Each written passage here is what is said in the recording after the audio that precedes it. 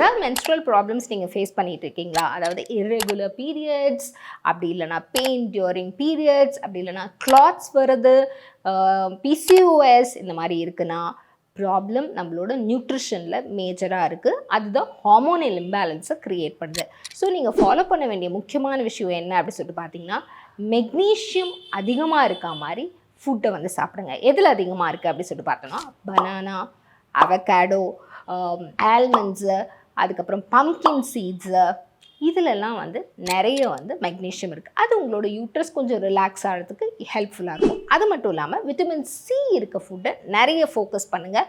ஏன்னா விட்டமின் சியில் நிறைய ஆன்டி ஆக்சிடென்ட்ஸ் இருக்குது. ஸோ உங்கள் குவாலிட்டி ஆஃப் த செல்லை வந்து இம்ப்ரூவ் பண்ணுறதுக்கு ரொம்பவே ஹெல்ப்ஃபுல்லாக இருக்கும். அது amla, lemon, sweet Lime, oranges, tomatoes இது எல்லாத்துலேயுமே இருக்குது. இதை நீங்கள் உங்களோட பீரியட் டைமில் சாப்பிடலாம். ஸோ தட் உங்களோட பாடி கொஞ்சம் காம் டவுன் ஆகிறதுக்கு ஹெல்ப்ஃபுல்லாக இருக்கும். அது மட்டும் இல்லாமல் உங்களோட பீரியட் டைமில் அதிகமாக கோல்டாக இருக்க ஃபுட்டை வந்து சாப்பிடாதீங்க.